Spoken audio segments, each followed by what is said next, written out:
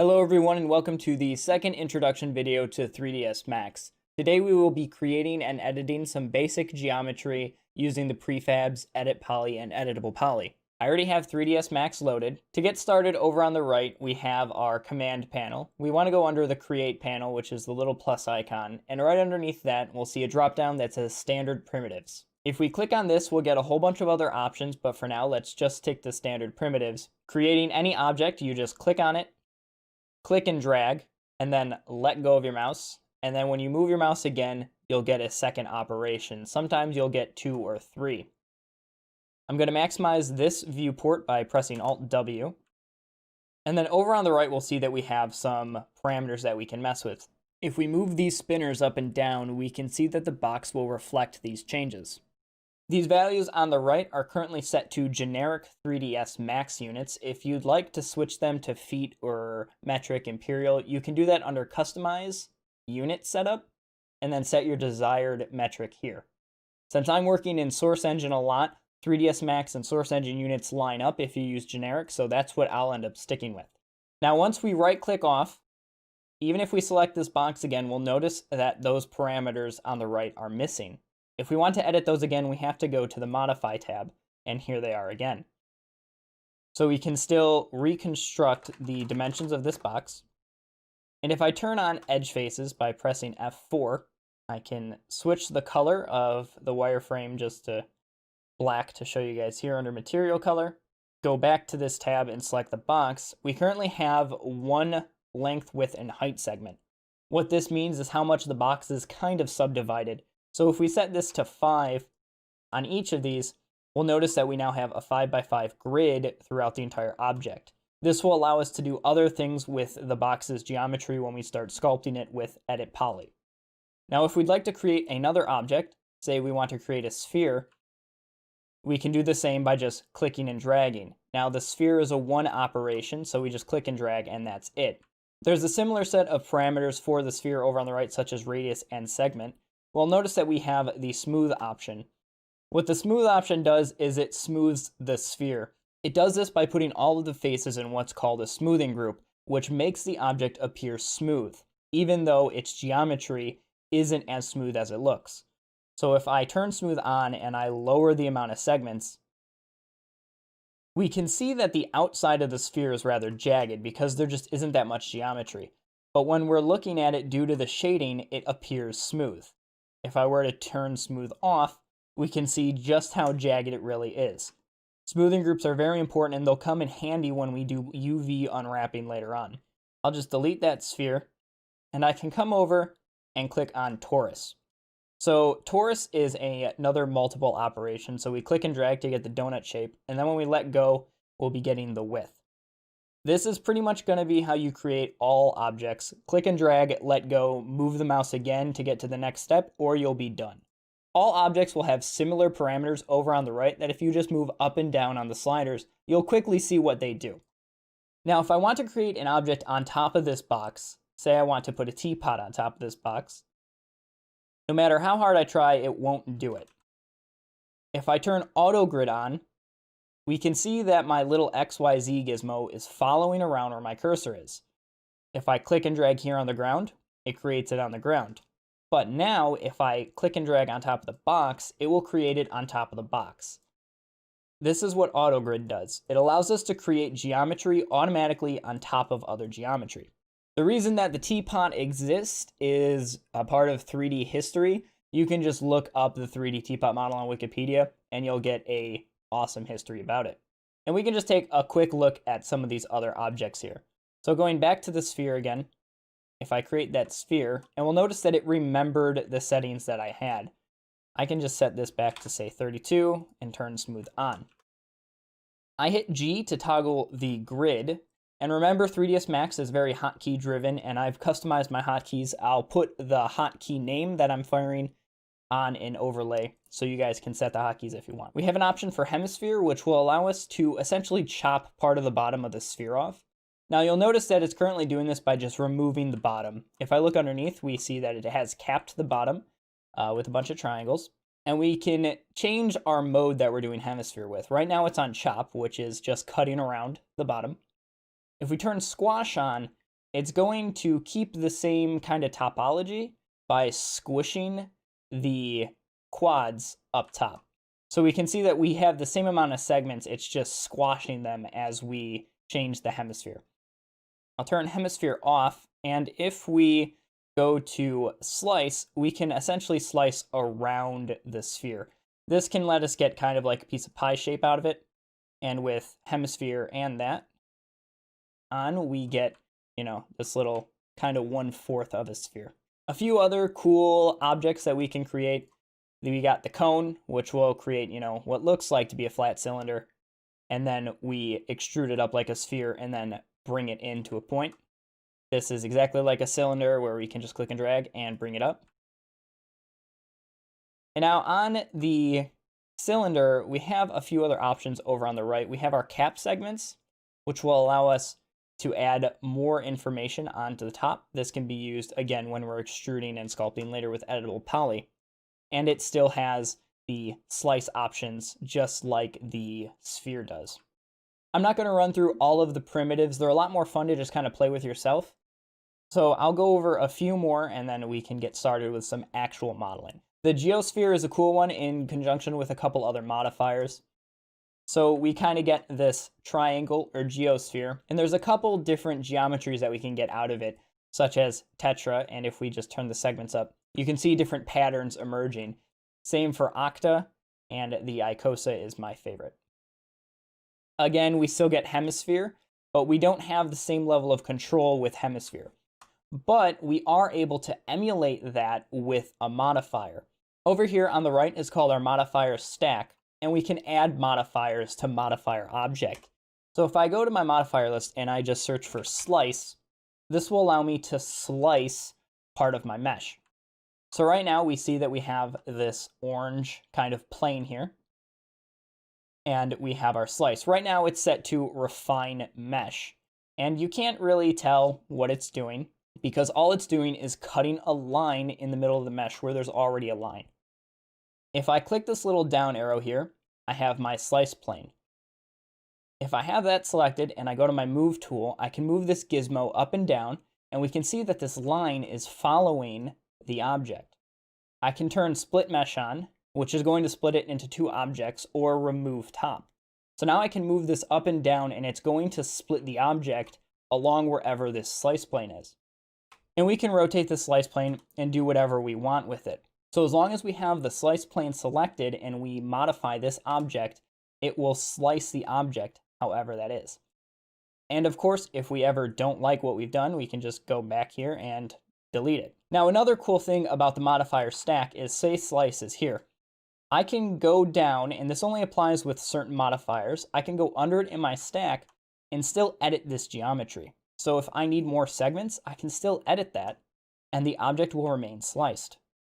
And now if we'd like to put a cap on the end of this here, so it's not just a hollow object, we can just go to our modifier list, and there is a cap holes modifier. There's not a lot of options for it, but it does what it says. It puts a cap on our holes. So I'll just go ahead and delete that guy, show my grid again.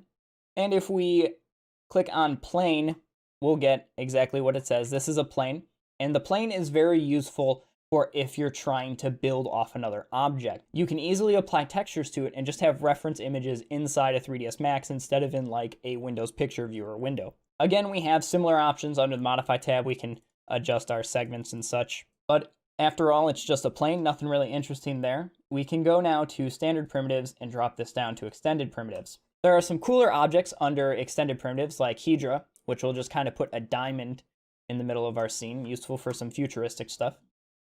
Torus knot, which is some really trippy looking stuff. And again, we have all of our parameters on the right, which will let you do pretty much whatever you want with this object.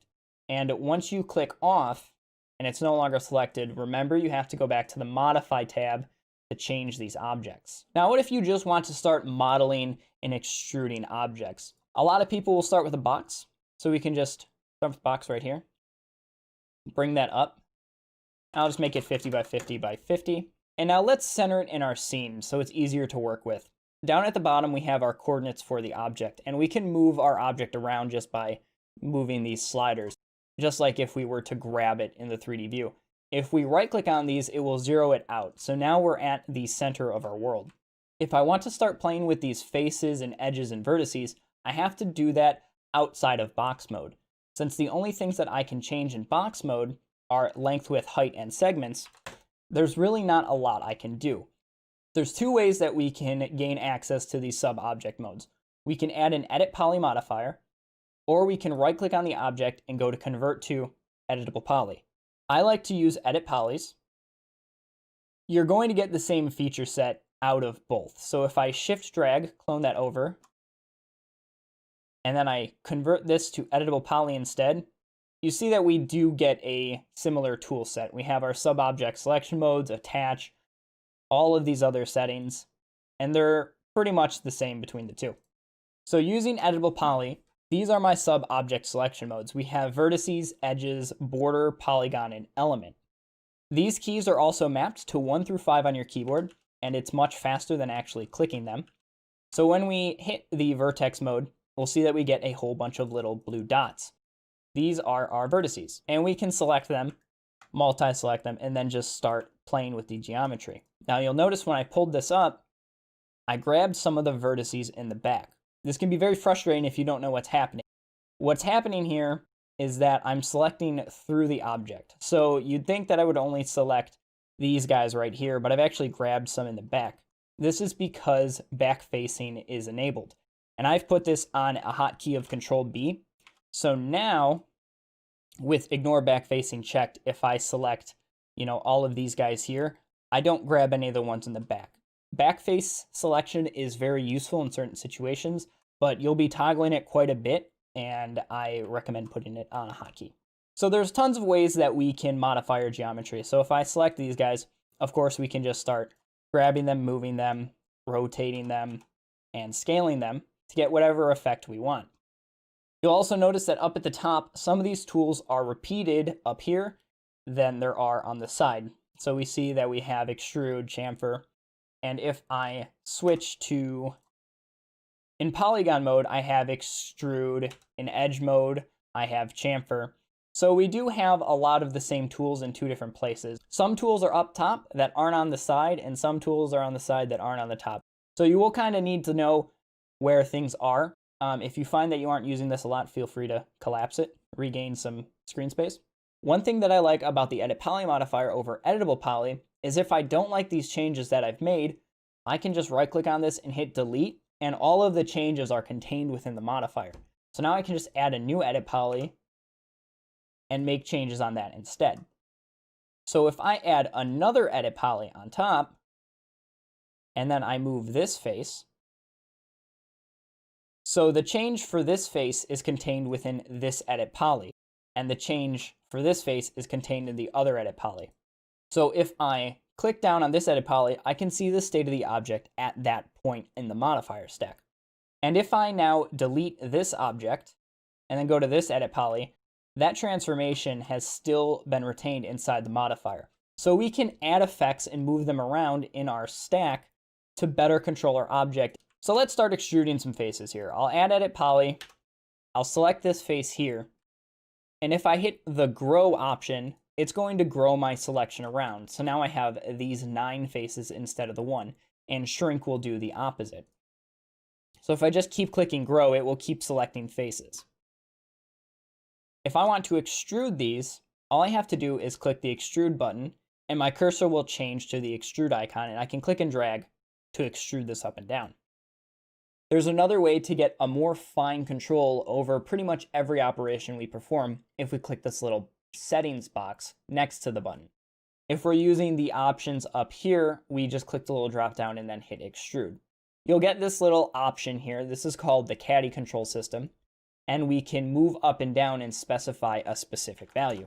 Now, if you don't like this little kind of obscure floater caddy control, we can go to customize preferences and turn off enable caddy control. And now when we click the settings option, we get an actual little window. I find this one much easier to see when we're working on our scene. We have a few different extrusion types here, but they're all going to act the same for this current selection. Now we can click apply or OK. If we hit apply, it will make that change and allow us to make another extrude. So if we just keep clicking apply, it will just keep extruding up to the ceiling. So I'll undo those, and we're left with this. Now we can perform an inset operation. What inset will do is I'll click the option. It starts to inset from the border of this polygon. Now, with the dialog window open, I can control click to select more faces. And we have by group and by polygon. Right now, by group is doing the entire selection. So it's looking at all of these faces, and it's going to inset them by 2.83 units. If I choose by polygon instead, it will inset each polygon face independent from each other. And now if I want to extrude these outward and kind of point them in like they're a spike, I can click bevel, bevel their height up, and then bevel inwards. Again, due to the selection type, none of these are going to change what's happening here. If I click OK, and I create a sphere, if I add edit poly onto this sphere, select these, and then perform a bevel operation,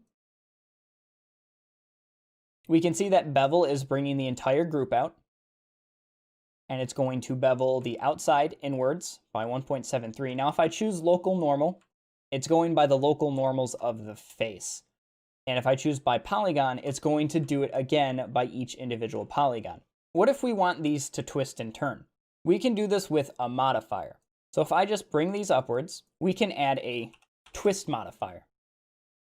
So by adding the twist modifier, we have this box around our object. I can start to turn the angle up, and it's going to start twisting our object.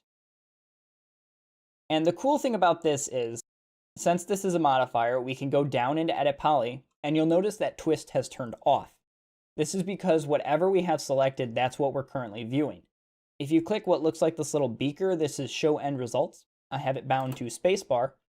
We can see the end results while we're in a lower modifier. So I can turn that on. And when I select just these guys, you'll notice that only they're getting twisted. What's happening here is we're passing a selection up the stack. So we can see that we're passing a polygon selection up our stack. And we can see on twist that we also have a polygon selection up our stack. If we add another edit poly, we can see that that selection is no longer being passed, and we can edit our geometry freely. Since this isn't the effect that I want, I can delete that edit poly, and we'll notice that the orange box is now just around the selected objects. Now, the reason these aren't twisting how I want is because there isn't enough geometry. I'll turn off Show End Results, and I need to add more geometry here so these can actually twist how I want. We can do this by using Connect. To add more geometry, I'm going to go into Edge Mode, and then I'll select the vertical edges here. We can use the Connect operation, and with one segment, we can see that we have one edge here. And that's not exactly what I want. So I can just start bumping up the segments, and we have pinch and slide. So what pinch and slide will do is pinch will bring it closer together or further apart, the connecting edges, and slide will move them along the edges. So I'll set these to 0, and I'll turn this to 4. So if I turn Show End Results on now, we can kind of see what's going to happen. I can keep turning this up, and then just hit OK. And now I want to reselect just these polygons. So an easy way to do this would to be going into the side view, selecting those guys. So now I just need to fix this issue down at the bottom, and we can do this with Limit Effect. A limit effect is going to appear on a couple different modifiers. We can do this with Upper Limit. As I start to turn the upper limit up, we can see that the box is starting to turn at this little plane here. And as I move it up, we can see that the effect is limited by wherever this plane is. And we can limit the bottom effect as well. And you may be wondering where that is. Kind of have to, there it is. So if we kind of hunt for it by just moving it up and down, you can see it right there. And we can adjust the bias a little bit. And so now just these guys are turning how I want. And you may be noticing that they're looking a little rough. This is because smoothing groups are not set for these. If I add another edit poly with these selected, if I just go down to the polygon smoothing groups, we have auto smooth, which will smooth all of the selections that are this many degrees within each other. If we just hit auto smooth for this, it should smooth these out just fine. If we end up turning auto smooth up a lot, we're going to get a much different effect. So now it's trying to smooth these and make them look round even though they're square. This is because it smoothed any faces that meet at 160 degrees or less, and that's not what we wanted. So if we set this to 80, we should get a much better result. So we still have some issues here because that angle is 80 degrees or less. So if we just go back to 45, hit auto smooth, now just these sides are smooth and that looks pretty accurate. What if we don't want to constantly be using extrude? We can shift drag and open edge to create more geometry. Now shift drag is clone, so if we were to shift drag this entire object, we would be able to clone it. Now if we were to shift drag these polygons, it's going to ask if we want to clone them to an element or to their own object. This isn't what we want. So if we select these guys and then hit delete, we now have an open edge or border. So if I go to edge mode, I can select these three edges here. And now if I shift drag, I'm going to start creating more geometry just from this open edge. This will also work for border mode. Since this is an open border, if I use border select mode and click on this border, it will select the whole open area. And I can either cap it to create a polygon here, or I can start shift dragging this as well to create additional geometry. And then once I'm done, I can hit cap. There's a lot of great selection tools to help make your life easier. If we select this edge here, and then we click ring, it's going to make a ring selection all the way around the object. So now I could convert that selection to polygons and then scale those outwards. Or if I select this polygon, and when I hold shift and go on an edge or a neighboring polygon, you'll notice that they get shaded. If I change the color of this object, you'll be able to see it better. So we can see that dark shade, and all I'm doing is holding shift right now. This will let me select an entire loop. Another option is if I select this edge here and then hit loop, it's going to loop the selection. So we have loop and ring, and those are two very powerful tools to help edit your geometry. We have element mode, and element mode is going to select elements within our object.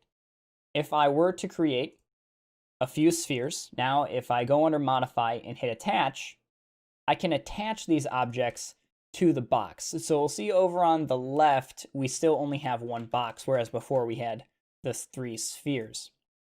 So I'll right click to get out of attach mode. And now when I use element selection, I can select these independently of each other. But if I'm not in any of these modes, I select this as a single object. If for some reason I want to move these back to their own object, I can just select them and hit detach. And now they're their own object over here. Now that I've detached these, you'll notice that the movement gizmo was in the center of this box. This is because that's where this object's pivot point is. We can change an object's pivot point by going to the hierarchy tab, hitting effect pivot only. We'll notice we have these 3D arrows around our move object, and the objects aren't moving anymore. So let's say I wanted to move the pivot to the center of this object. So I can turn on my snaps by hitting S. And if I right click on it, I can choose what kind of snaps I want to use. Right now, I'll just use vertex, and I can move this, and we now get a line drawn from where I selected. And I'm able to snap to vertex on this object. So I can snap it to right there, and then bring it to the center point. And now we've aligned it to the center of that object. So now I'll turn effect pivot off, and when I select these, my pivot is in the center of this sphere here, and that's what I can rotate around as long as I'm in the use pivot point center mode. Now, multiple objects are able to share modifiers. If I were to create a box, and then I applied an edit poly, and then I beveled these, If I decided that I wanted to clone these and then bend them in a ring, I can turn my snaps on. You'll notice that with snaps on, I get a little crosshair when I get close to something that my snaps are enabled for, and then my cursor will turn into the 4-arrow selection, which will let me move it around by whatever I'm snapping to. So right now, I only want to have vertex snap on. And I'll set my constraints to just be X. This will make it so I can only move an object on the X or Y. And you'll notice when I click Z, up here toggles to Z. If you don't have this option up here, you can just right click up here and enable the axis constraints, and that's what this object is. So I'll select X. So now I'm constrained to X. I can just grab this object and shift drag it over, snap it right there, and I will make a bunch of instance copies. Now I can grab all of these and apply a bend modifier. So now we have this bend modifier spanning across multiple objects, and you'll notice that when I select an individual object, we have this gray bar. This means that this is an instanced modifier across all of the objects. It's also italicized. So if I select all these, we'll get an italicized modifier. I can start turning the angle up. I'll set it to 360 because I want to create a circle. I get this really weird effect. So I just need to set the right axis. So now we're going around in a ring. If I want this to be horizontal, I can change that with the direction here. So if I set this to -90, we now have a horizontal ring. Now when I click off, you'll see that we have the wireframe from these other objects here. If I select these again, and then I right click on them and hit convert to editable poly, this is going to essentially collapse this stack. And we can do this another way by right clicking and hit collapse to or collapse all. So if we select all of these and hit convert to editable poly, these are now all editable poly objects, but I can no longer modify that bend. So it's lost all parametric value. So if I undo that, let's say I only want it to bend 180 degrees. So if I had already converted it to editable poly, making this change would be very difficult. So now I'll convert it to editable poly, and now I have all of these objects individual, but they were sharing a modifier. If I'd like to make all of these objects one, I can either use attach, or if I go to the utilities rollout, I can select all these guys and hit collapse, collapse selected. Now it's made them an editable mesh, which we usually don't want to model in. So if you're on editable mesh, just right click on the object and hit convert to editable poly and you'll be good to go. A few other fun tools that we can use is if we select these faces here and we hit relax, we're able to start relaxing this face, which will just kind of smooth it out. So we can bring it down a little bit and then we can turn the iterations up. And we can see that it just gets much smoother as we relax it. So relax can be useful if you're just trying to smooth out some jagged edges. If I want to select all these faces here, I can add an editable poly and then selection by angle becomes available. So if I turn this on, it's going to select all faces that are within 45 degrees. So if I just left click right here, I get all of these faces. Now with all of these selected, I can use make planar, which what that will do is it's going to automatically try to make these a planar face. We also have make planar XYZ, which is going to make them planar on the x-axis, y-axis, and z-axis. I have these bound to a hotkey because these are a very useful tool to have while you're modeling. So if I hit planar on y, kind of bring that out, soft select that guy, planar on x, planar that one on x, and now I have kind of this weird little barrier shape that could be against the wall. If we're looking to quickly edit geometry, we can use the Swift Loop tool. So much like Connect, I could select all of these edges here and then use the Connect tool. Or if I turn Swift Loop on, it will allow me to add edges, or more likely loops, around my object. Now you need to have good topology for this to work, and that usually means keeping your mesh in quads. Now what a quad is it's a four-sided polygon. You want to try to stay in quads for best modeling, but that will increase your poly count. So now I can have Swift Loop, and I can just start clicking to quickly insert edges. Swift Loop has a ton of useful features, like I can hold Alt, and now I can drag an edge along the abutting edges. If we just hover our mouse here, it's going to give us all of the options. A really fun one is if we hold Shift which is going to put the loop in between two edges. So it's going to put it in between this edge, and it's going to perform set flow, which will end up smoothing out the geometry. So if I hold shift, we can see that it's snapped to where it's going to put it. And we'll notice that it's tried to smooth that out. It will be more easily seen if I grab some geometry here, turn off by angle. If I go back to Swift Loop, when I hold shift now, we can see that the line isn't at the edges. So now when I click, it's kind of pulled that in a little bit to make it a smoother curve. So if I just click here again, I wasn't holding shift there, it performs this set flow operation, which does that exact same thing. So set flow is another way that you can kind of smooth out edges. Now I'll delete this object here that I just extruded, and I'll cap this. Let's say I wanted to now extrude this line here. Now you'll notice that I've got this big face here, which does not flow with the rest of the object. So I need to add the topology back in to essentially connect these two. I can use P-connect or paint connect. When I'm in P-connect mode, I can connect from vertex to vertex by holding Control and then just dragging between them. So now I've restored that topology, and if I exit P-connect mode, I can select all of these guys and bevel them if I want. So if we go back into P-connect mode, if I just left click, it's going to allow me to connect just in freeform. If I just undo all that. If I hold shift, it will end up connecting in the middle of objects. And if I hold shift and alt, it's going to double connect. Again, we can see what it's going to do if we just hover on it for a moment. And there's actually a cute little video that shows you what's going on. Just remember that you can hover on any of these tools to figure out what they do, and the 3ds Max help pages on Autodesk are fantastic. They're very well documented just in case you forget what one of these things does. We can go ahead and round some of these edges off. If I select this edge here, this edge here, this edge here, and this edge here, we can do a chamfer. So what that's going to do is it's going to cut the edges off. So I can increase the segments, which will make it more round.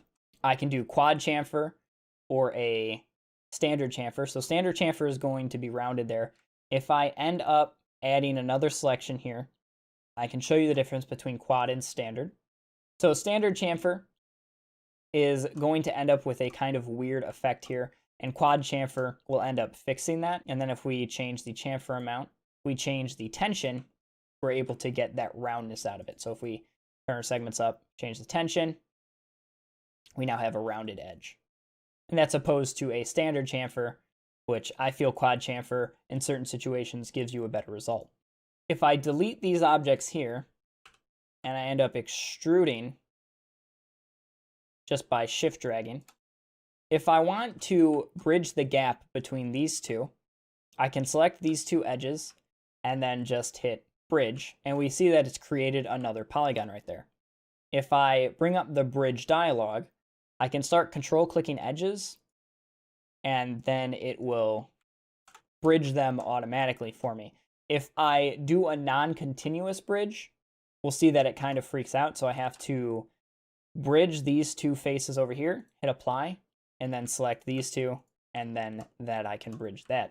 Let's say I have this small little extrusion here, and I want to make these into a point. There's two ways that I could do this. I could either use target weld, which will allow me to weld vertices together. So I can just click on target weld, click on my source vertice to my destination, and it's going to weld it to my target. I can select all of these, hit the weld settings, and as I turn the weld threshold up, eventually I'll get to a point where they're within each other, and we'll see them snap, and that will weld them together. Now, if we've added an extra loop, so if I add a loop here with Swift Loop, and I want to remove it, I can just double click it with the edge tool and hit remove. Now, the hidden downside to that is that now I'm in Swift Loop again, and over here, I can insert a loop because this topology is still good. But over here, it's not. So what's happening is that when I clicked remove, it did not remove the vertices that that edge was on. So if I bring that edge back, now if I hit Control and remove, those vertices are gone. You can also hit backspace and control backspace. Control backspace will remove the edge and the associated verts. The last thing that I'd like to go over is soft selection. And soft selection is useful if you're doing a little bit more organic stuff. So if I add a bunch of edges here, I can select these 3 right here, or these 4. And if I expand soft selection, I can hit use soft selection. And once I turn that on, we can see that there's a rainbow of affected selections. So as I start to move these, it will move the selected objects and the associated objects with a fall off. So if I turn my fall off down, we can see that we're kind of bringing that selection in some. And I can pinch it. The more red a color is, the more it's going to be affected. And we get a little kind of preview of what that's going to look like.